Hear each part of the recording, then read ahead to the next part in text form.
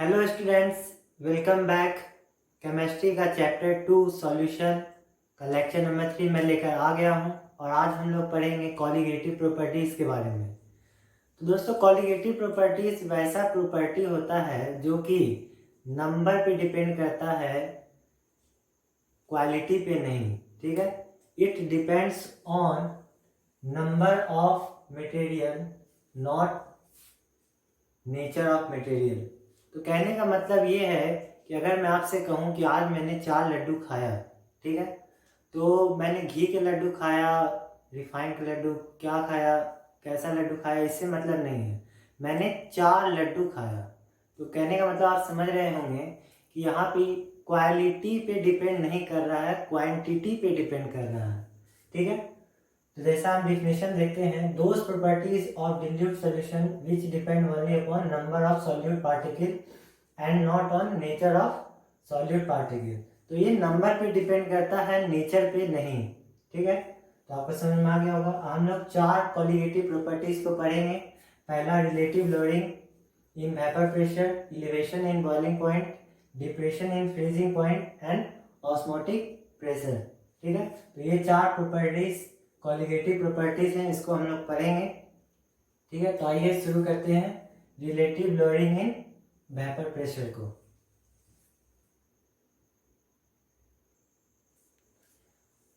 तो हम लोग जानते हैं relative lowering in vapour pressure, इसको हम लोग देखते हैं। सॉरी, तो प्रेशर ड्यू टू ए, ठीक है, pressure due to A directly proportional होता है मोल फ्रैक्शन ऑफ ए के।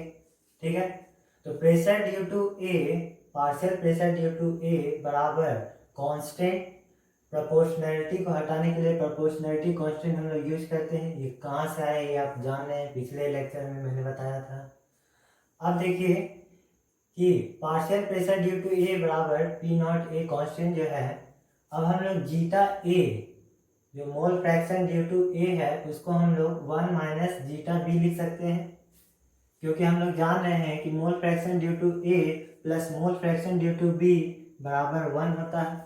ठीक है, तो mole fraction due to A बराबर 1 माइनस जीटा बी हो जाएगा, इसको हम लोग यहाँ लिख दिए।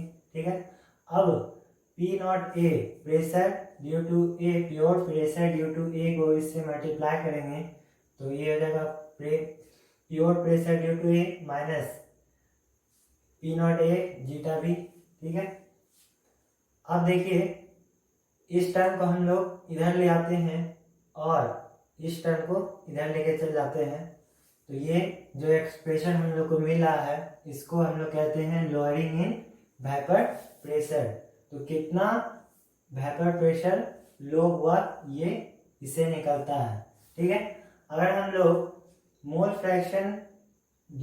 फ्रैक्शन ऑफ बी निकालें तो ये बराबर हो जाएगा इतना बाय पी नॉट ए।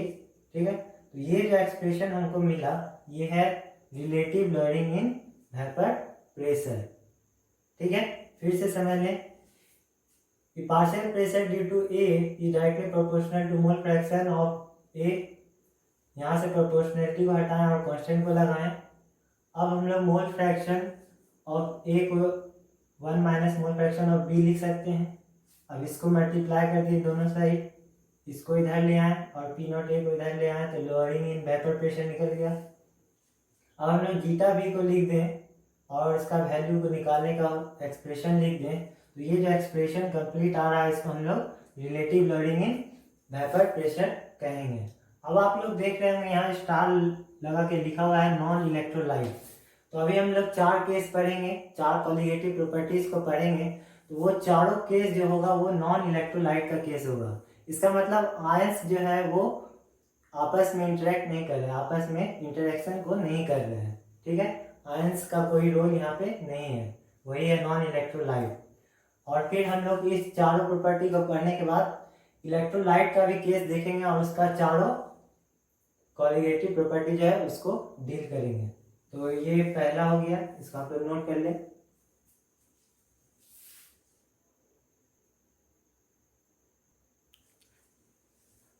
तो दोस्तों, derivation of relative lowering in vapour pressure को आपने अभी देख लिया, लेकिन अब एग्जाम्पल एक्सरसाइज जो आप बनाएंगे या एग्जाम में जो क्वेश्चन आएगा वो आपसे आएगा न्यूमेरिकल टाइप। तो न्यूमेरिकल बनाने के लिए जो फॉर्मूला है relative lowering in vapour pressure का, वो हम लोग यहाँ पे डिराइव कर लेते हैं। इसको डिराइव करने नहीं आएगा, ये बस सिर्फ आपको ये फॉर्मूला को रिमेंबर कर लेना है, इससे न्यूमेरिकल्स बनेंगे। ठीक है, तो ये न्यूमेरिकल्स बनाने के लिए ये जो फॉर्मूला है ये आया कहाँ से, तो ये आपको हम दिखा देते हैं कि कैसे आया है ये फॉर्मूला। तो आप लोग अभी देखे होंगे कि मोल फ्रैक्शन ऑफ बी बराबर होता है number of moles of B by number of moles of A plus number of moles of B.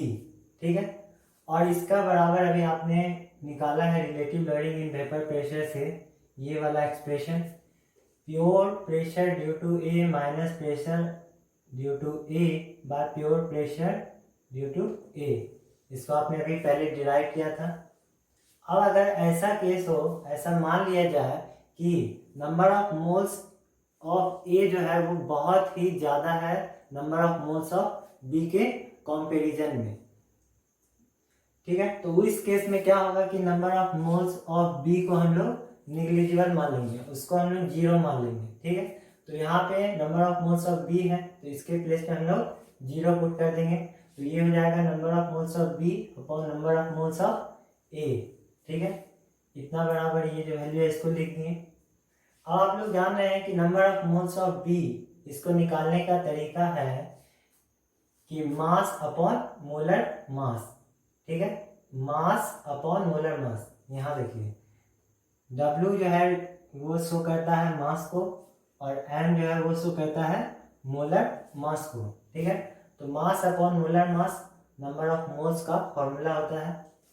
इसको आप चाहें तो लिख लें, ऐसे मैंने लिखा दिया है, शायद मैंने लिखा दिया है पहले। ठीक है, तो नंबर ऑफ मोल्स बराबर होता है मास अपॉन मोलर मास। तो number of moles of B बराबर हो जाएगा mass of B upon molar mass of B. वैसे ही number of moles of A होगा mass of A upon molar mass of A, इतना बराबर ये वैल्यू। ठीक है, तो अब इसको आप लोग सॉल्व करें तो mass of B upon molar mass of A, इसको ऊपर कर देंगे और इसको नीचे कर देंगे, तो ये हो गया एक्सप्रेशन और इतना बराबर ये हो गया। तो फॉर्मूला के लिए ये एक्सप्रेशन बहुत ही इम्पोर्टेंट है।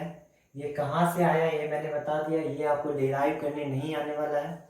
डेरिवेशन आएगा relative lowering in vapour pressure को डिराइव करने, वो क्या होता है तो वो इससे पहले मैंने आपको दिखा दिया। तो चलिए अब हम लोग दूसरा कोलिगेटिव प्रॉपर्टी के तरफ चलते हैं, इसको नोट कर ले।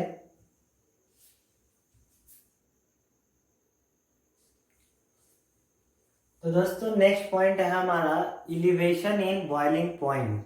ठीक है, बॉइलिंग पॉइंट का बढ़ना, इलिवेशन करना। ठीक है, तो सबसे पहले आप बताइए कि बॉइलिंग पॉइंट क्या होता है।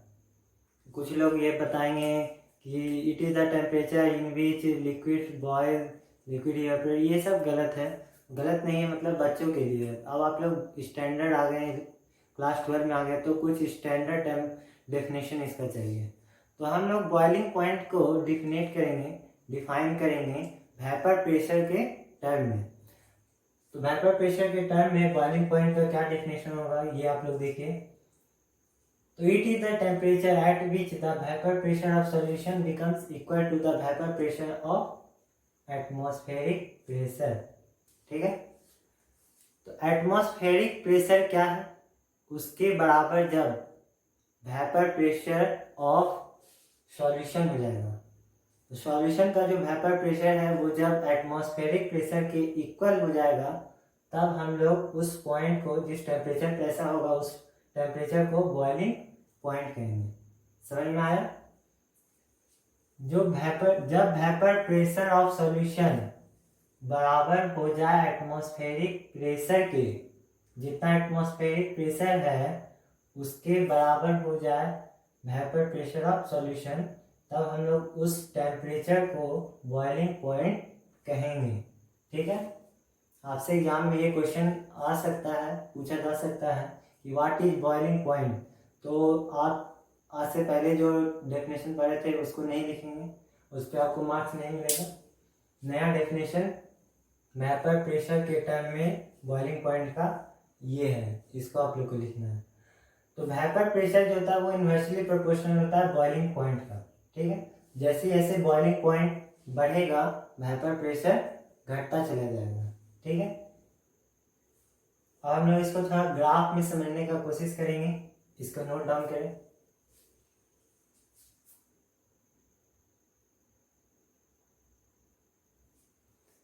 तो इसको अब हम लोग ग्राफ से समझने का कोशिश करते हैं। तो ग्राफ हमसे कहता है कि एक इम्प्योर सॉल्यूशन है, ठीक है। एक इम्प्योर सॉल्यूशन है जिसका कि बॉइलिंग पॉइंट कुछ है, ठीक है। तो अगर हम लोग इस सॉल्यूशन से जो नॉन वोलेटाइल सब्सटेंस है, यानी कि जो इम्प्योर सॉल्यूट इस सॉल्यूशन में मिला हुआ है, उसको अगर हम लोग निकाल दें तो इसका बॉइलिंग पॉइंट कम हो जाएगा, डिक्रीज करेगा। तो ये जो सॉल्यूशन है इसमें सॉल्वेंट मिला हुआ है, प्योर सॉल्वेंट, और सॉल्यूट मिला हुआ है, तब सॉल्यूशन बना हुआ है। अगर हम लोग इससे सॉल्यूट जो है इम्प्योर, जो कि नॉन वोलेटाइल है, उसको अगर हम लोग निकाल दें, रिमूव कर दें, तो बचेगा सॉल्वेंट जो कि प्योर सॉल्वेंट होगा। तो उसका जो है बॉइलिंग पॉइंट सॉल्यूशन से कम होगा। इस ग्राफ से हम लोग यही समझ रहे थे, ठीक है। अब हम लोग देखें कि बॉइलिंग पॉइंट ऑफ सॉल्यूशन मान लीजिए जाए टेम्परेचर ऑफ बॉइलिंग पॉइंट था कुछ यहाँ पे, ठीक है। और किसी टेम्परेचर पे बॉइलिंग पॉइंट ऑफ सॉल्वेंट है, ठीक है। तो डेल्टा टीवी ये है चेंज इन टेम्परेचर। तो इस दोनों टेम्परेचर के बीच क्या डिफरेंस है, इसको हम लोग दिखाएंगे डेल्टा टीवी से, डिनोट करेंगे डेल्टा टीवी से, ठीक है। तो डेल्टा टीवी बराबर हो जाएगा TV minus T naught B. तो temperature of boiling point of solution minus temperature of boiling point of solvent, ये करेंगे तो हम लोग को चेंज इन टेम्परेचर मिल जाएगा, ठीक है।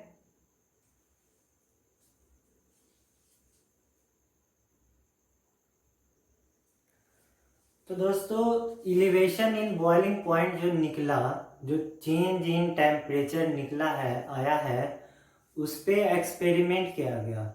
इसका कोई भी डिफिनेट फार्मूला या रूल नहीं है, बहुत सारे एक्सपेरिमेंट्स किए गए और उसका जो रिजल्ट आया उसको कंक्लूड करके ये कहा गया कि जो चेंज इन बॉइलिंग पॉइंट है, change in temperature of boiling point है, वो डायरेक्टली प्रोपोर्शनल है मोलैलिटी के। ये क्यों है, कैसे है, कुछ पता नहीं है, बस बहुत सारे एक्सपेरिमेंट्स किए गए और ऐसा देखा गया कि ये जो change in temperature of boiling point है वो डायरेक्टली प्रोपोर्शनल है मोलैलिटी के, ठीक है। तो ये डायरेक्टली प्रोपोर्शनल जो है, प्रोपोर्शनैलिटी को हटाने के लिए हम लोग प्रोपोर्शनैलिटी कांस्टेंट का यूज किए, जो कि है के बी। तो change in temperature of boiling point बराबर हो गया कांस्टेंट इनटू मोलैलिटी, ठीक है। जहाँ पे देख सकते हैं आप के बी जो है एक कांस्टेंट है। इस कांस्टेंट को हम लोग कहते हैं मोलर इलिवेशन कांस्टेंट और इबुलियोस्कोपिक कांस्टेंट। क्या क्या कहते हैं, मोलर इलिवेशन कांस्टेंट और इबुलियोस्कोपिक कांस्टेंट, ठीक है। इस केबी को, अब केबी जो है वो डिपेंड करता है सिर्फ सॉल्वेंट पे, ना ही वो सॉल्यूट पे डिपेंड करता है, ठीक है। वो सिर्फ डिपेंड करता है सॉल्वेंट पे। और इस केबी का यूनिट होता है केजी पर मोल, ये इसका यूनिट होता है। अब बहुत बार ऐसा देखा गया कि क्वेश्चन आ गया है define KB in elevation in boiling point, ठीक है। तो हम लोग इसको डिफाइन करेंगे कि इफ मोलैलिटी बराबर 1, इफ मोलैलिटी बराबर 1 तो केवी बराबर हो जाएगा change in temperature of boiling point, ठीक है। फिर से डिफाइन कर दें, इफ m बराबर 1 यानी कि मोलैलिटी बराबर 1, देन यहाँ पे आप लोग देख लें 1 m बराबर हो जाएगा, तो change in temperature of boiling point बराबर हो जाएगा Kb के, ठीक है। तो इसको आप लोग डिफाइन कर सकते हैं। यहाँ पे आप लोग लैंग्वेज में लिखेंगे, if molality of a solution is 1 then Kb evoluoscopic constant is equals to the change in temperature of boiling point, ठीक है। ये क्लियर हो गया होगा। अब हम लोग न्यूमेरिकल बनाने के लिए, इससे जो क्वेश्चन के न्यूमेरिकल आते हैं इससे रिलेटेड, तो उसको न्यूमेरिकल बनाने के लिए जो फॉर्मूला एक है, एक ऐसा फॉर्मूला हम लोग डिराइव करेंगे जो कि इससे रिलेटेड सारे न्यूमेरिकल्स पे फॉलो हो जाएंगे। उससे उसके हेल्प से हम लोग सारे न्यूमेरिकल्स को सॉल्व कर पाएंगे। वो बहुत ही इम्पोर्टेंट है। हालांकि उसके डेरिवेशन आ भी सकते हैं, नए भी कैसे आए वो भी आप देख ले, और उस जो डिराइव किया हुआ फॉर्मूला है उसको आप लोग रिमेंबर कर लें। तो आइए इसको हम लोग निकालते हैं, इसको नोट डाउन कर लें। तो हम लोग न्यूमेरिकल के लिए फॉर्मूला डिराइव करते हैं। तो सबसे पहले आप लोग जान रहे हैं कि मोलैलिटी बराबर होता है number of moles of solute upon mass of solvent into KG. यहाँ मास ऑफ सॉल्वेंट होता है, ना कि मास ऑफ सॉल्यूशन। बच्चे यहाँ पे बहुत गलती करते हैं, तो आप लोग इसको थोड़ा माइंड कर लें। मास ऑफ सॉल्वेंट होता है मोलैलिटी में, और इसको इन केजी के टर्म्स में लिखते हैं, ग्राम्स के टर्म में नहीं, केजी के टर्म में, ठीक है। तो number of moles of solute बराबर होता है मास ऑफ सॉल्यूट, यहाँ हम लोग 2 से इसको रिप्रेजेंट करते हैं, 1 से सॉल्वेंट को रिप्रेजेंट करते हैं और 2 से सॉल्यूट को, ठीक है। तो mass of solute by molar mass of solute, ठीक है, और upon mass of solvent in KG है। तो मास ऑफ सॉल्वेंट यानी कि 1 को सॉल्वेंट से हम लोग रिप्रेजेंट करते हैं, सॉल्वेंट को 1 से और सॉल्यूट को 2 से। तो mass of 1 upon 1000 in KG में हम लोग को निकालना है, तो 1000 हो गया, ठीक है, डिवाइड कर दिए, ठीक है। तो इसको हम लोग सॉल्व करें, तो मास ऑफ 2 ये 1000 ऊपर चला गया, by mass of solvent into ये मोलर मास नीचे आ गया, ठीक है।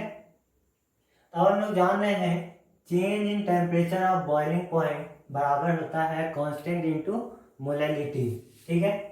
हम लोग लिख दिए change in temperature of boiling point बराबर कांस्टेंट इनटू मोलैलिटी। अब हम लोग मोलैलिटी का फॉर्मूला डिराइव कर चुके हैं, क्या आएगा ये एक्सप्रेशन। तो इसको इसके प्लेस पे हम लोग पुट किए, इसको एम के प्लेस पे पुट किए, ठीक है। तो अब देखिए ये हमारा इक्वेशन डिराइव हो चुका है। तो अब आपको ध्यान देना है कि क्वेश्चन में आपसे पूछ क्या रहा है। अगर आपसे पूछेगा कि ये कांस्टेंट को डिराइव करें और बाकी सारा डाटा दिया हुआ रहेगा, तो आप लोग कांस्टेंट को इधर रख लें, बाकी सारे को इधर कर दे इक्वल्स टू के, और उसका वैल्यू पुट करके न्यूमेरिकल को सॉल्व कर सकते हैं, ठीक है। यहाँ पे हम ज़्यादातर जो पूछा जाता है वो molar mass of solute question में पूछा जाता है। तो हम लोग मोलर मास ऑफ सॉल्यूट का इक्वेशन निकाल देते हैं, ठीक है। तो यहाँ पे हम लोग मोलर मास ऑफ सॉल्यूट को इधर ले आए और इसको इधर लेके चल गए, ठीक है। अगर केवी निकालना होगा मान लीजिए, तो केवी बराबर हो जाएगा, इसको यहाँ रहने देंगे, बाकी सबको इधर ले आएंगे, तो ये हो जाएगा m2 into mass of solvent into change in temperature of boiling point, ठीक है। इसको इधर से मल्टीप्लाई कर दिए और इस दोनों को डिवाइड में लेके चले जाएंगे, मास ऑफ सॉल्यूट इंटू 1000। तो केवी निकालने कहेगा तो ये फॉर्मूला हो जाएगा, ठीक है। मोलर मास ऑफ सॉल्यूट निकालने कहेगा तो ये फॉर्मूला हो जाएगा। तो आप समझ गए होंगे कि कैसे हम लोग एक को निकालने के लिए बाकी सारे जो वैल्यूज दिए हुए हैं उसको हम लोग पुट करके निकाल सकते हैं, ठीक है। इस बात को ध्यान रखेंगे कि ये 2 सॉल्यूट को डिनोट कर रहा है और 1 जो है वो सॉल्वेंट को डिनोट कर रहा है। क्वेश्चन में आपसे जिसका दिया हुआ है उसको पुट करेंगे, इस बात का आप ध्यान रखेंगे। तो दोस्तों एलिवेशन इन बॉइलिंग पॉइंट यहाँ पे होता है ख़त्म, और इस लेक्चर को भी यहाँ पे हम करते हैं ख़त्म। आगे हम लोग पढ़ेंगे डिप्रेशन मीन फ्रीजिंग पॉइंट, जो कि हमारा अगला पॉलीगेटिव प्रॉपर्टी होगा। तो नेक्स्ट लेक्चर के लिए तैयार हुए और इसको नोट्स बनाएं। Thank you.